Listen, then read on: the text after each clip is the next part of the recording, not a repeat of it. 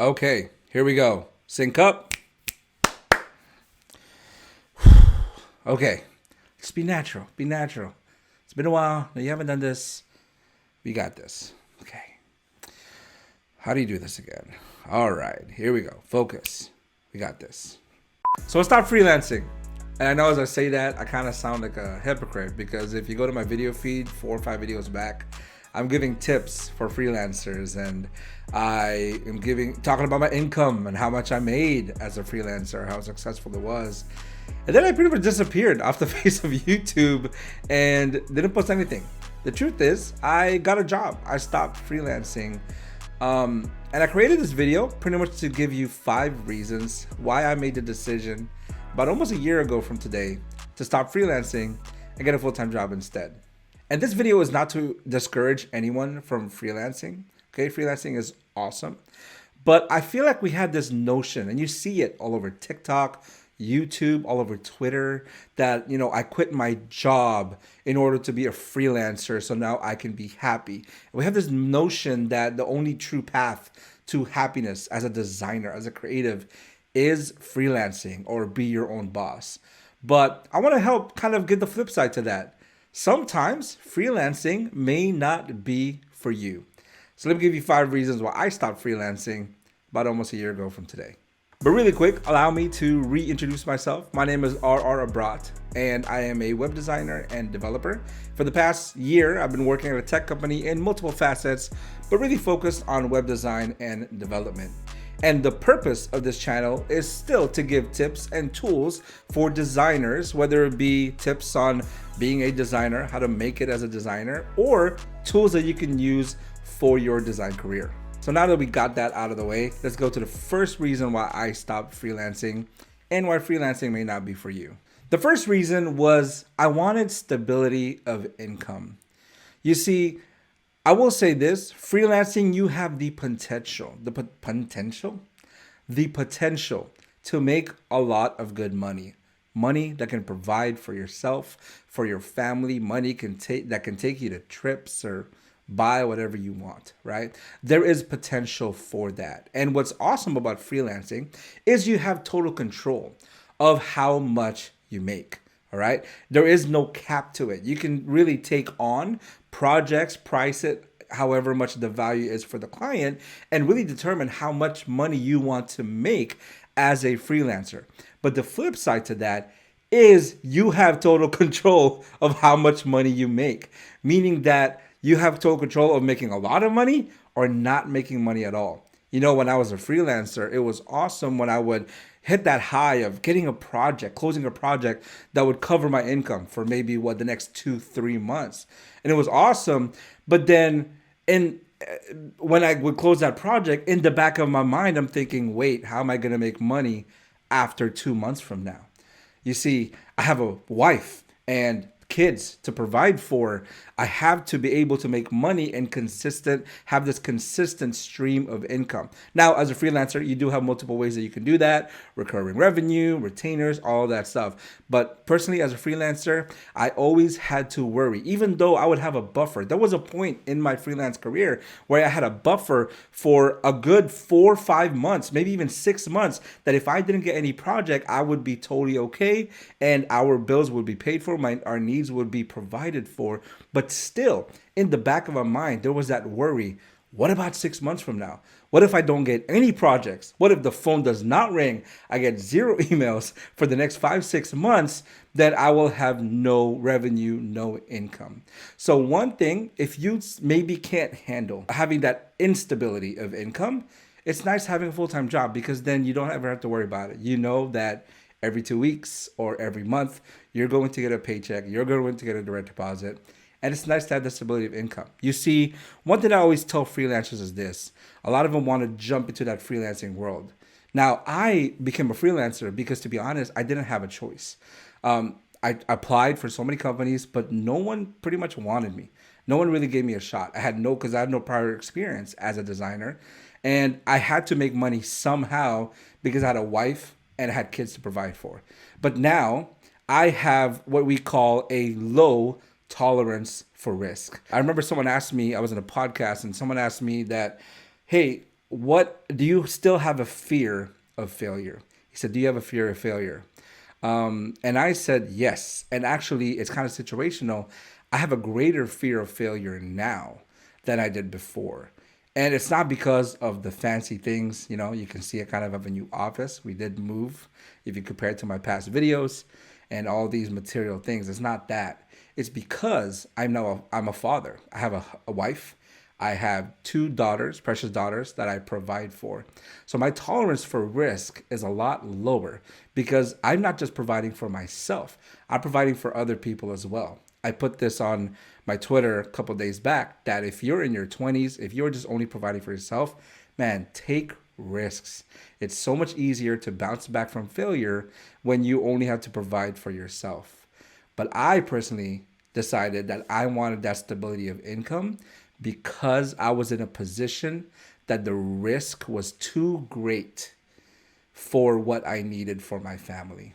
The second reason why I decided to get a full-time job instead, and I could probably put this either probably near the top of the list of why, was one basic thing: health insurance. Like I mentioned, I'm a father. I have two girls that I provide for, and I have my wife. For the longest time, we didn't have health insurance. We were living on the state insurance. I live in California, so we had the California insurance, and it was okay. We still had to pay a premium, and it was an okay insurance. But the thing is, I was not able to give the best doctors to my daughter. We were going to more of a state provided doctor, which, by the way, can I just say, I'm glad I live in a country where, though compared to other countries, health insurance may not be as great. But understand, I grew up as a kid in a third world country, which is the Philippines, where health insurance is not even a thing. Hospitals will not treat you until you are able to pay them. So my comparison growing up is that. But I grew up in California, which, by the grace of God, I have an awesome, I have the state providing for my insurance, but it wasn't the best doctors. It wasn't the best providers. My family didn't have vision. My family didn't have dental insurance or anything like that. And over here in America, the annual premium for a family of four averages around $21,000 per year. If you calculate that, that's about $1,750 per month. $1,750 per month. So really, I had to figure out a way to take care of my family. I really made the best decision that I thought. And one of the factors of that was health insurance. The company that I worked for provided a great health insurance package with vision, dental, even mental health insurance and benefits and co-pays and things like that. And these are just things that you really think about once you start having a family. They even offer life insurance and all these things. So I weighed those thinking about my family. And of course, I decided that the best thing for me to do was to have amazing health insurance. And I saw that path by getting this job that I was offered. The third reason why I stopped freelancing and why freelancing may not be for you is being able to turn off the work.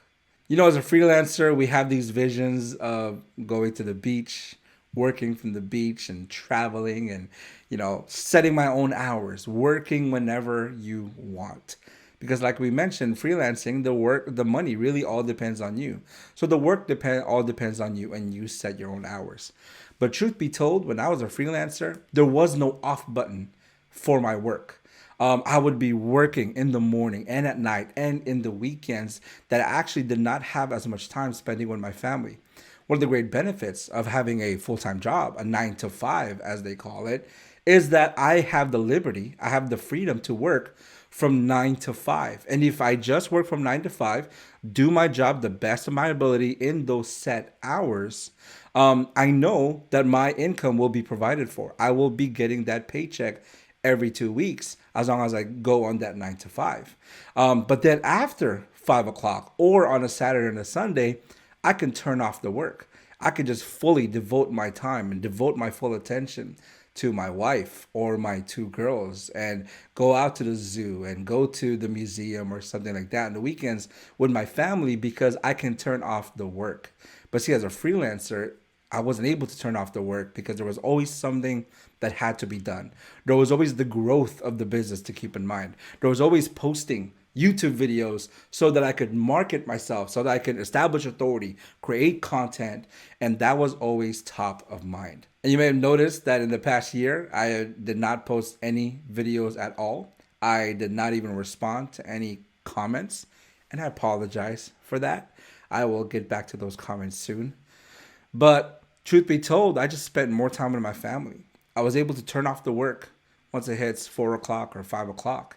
And I was able to just hang out with my kids and go to the museum or go out with my family. What's really cool about having a full-time job is that work hours are expected. You're expected to work at a certain time.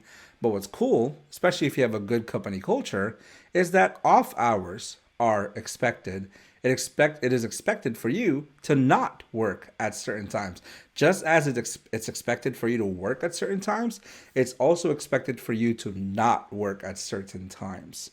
And which can be a great benefit that you can switch that off and fully focus on family, on fun, on yourself, whatever it may be.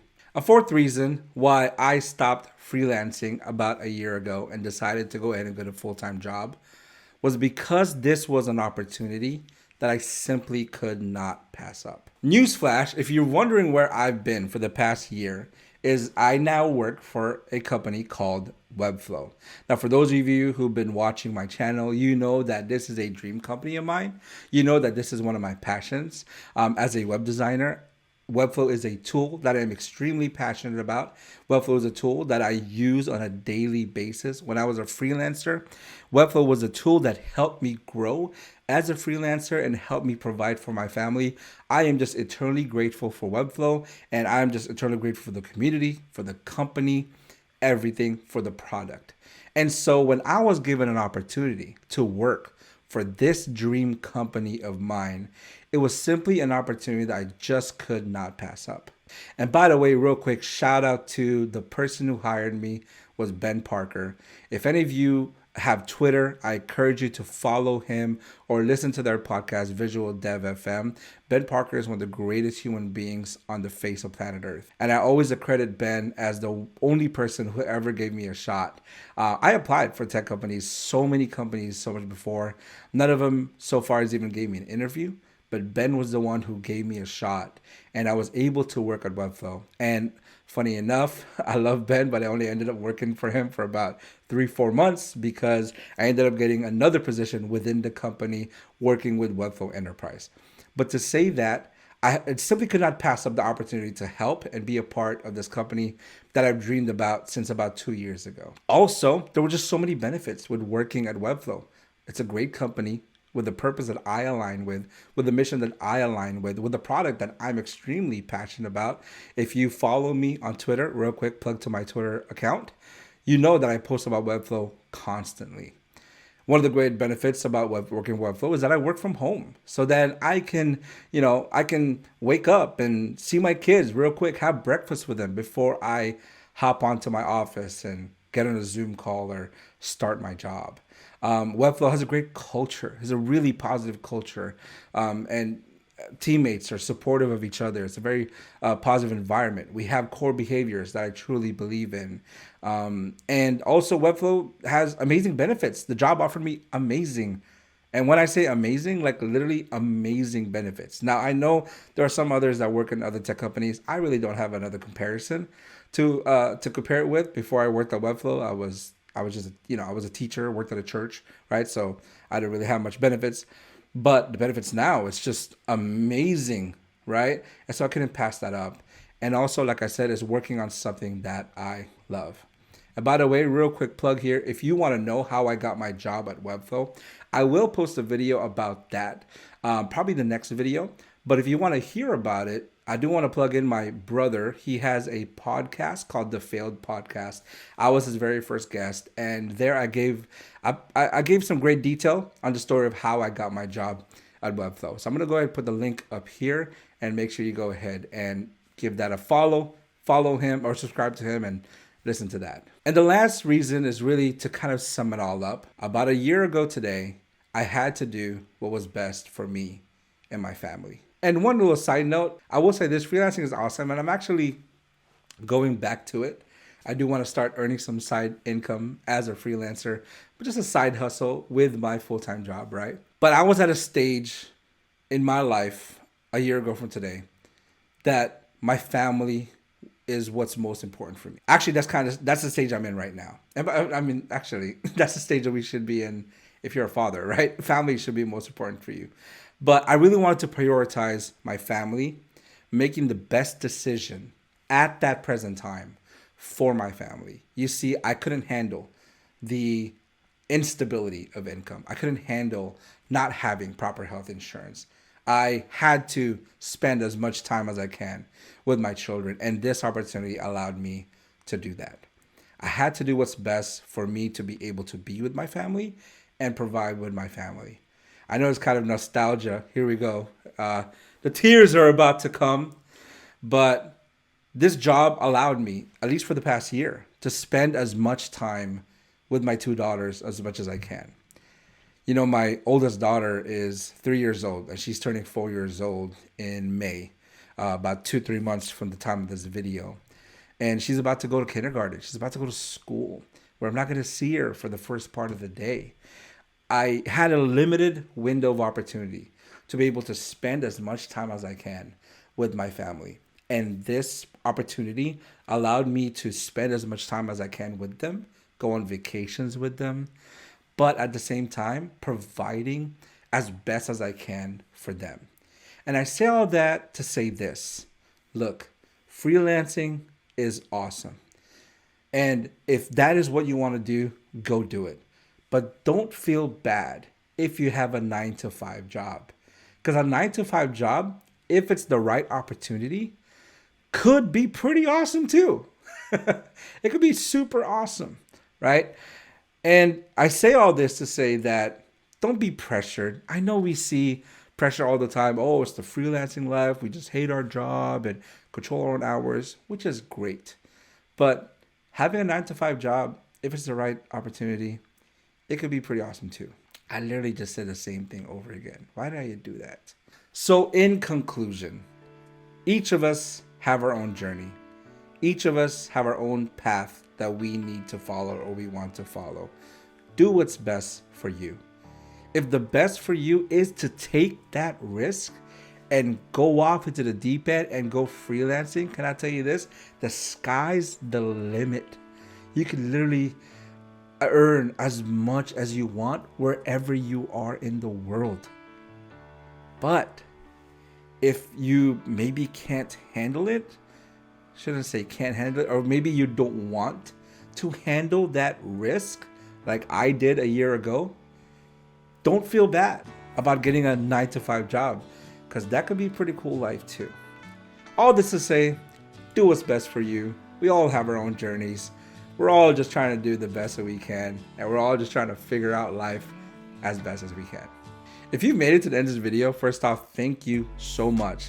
To the people who have subscribed to me for the past year, even though I haven't posted any videos, first off, I want to say a major thank you to each and every single one of you. I know I haven't responded to any of the comments, but I will make sure to go ahead and make up for that and start responding to those comments. Even if you commented like 9 months ago, 10 months ago, I'm going to reply. I'm going to make my way through those comments. And I'm planning to be more active on YouTube again pretty soon. I'm going to start posting content again soon. So stay tuned for that. Every week we're going to have a new video. We're going to go back to looking at tech for designers and tips for designers, and maybe mix in some Webflow tutorials here and there. I don't know. If you have any questions, feel free to comment down below. Encourage you to like and subscribe, and I'll see you next time. Bye.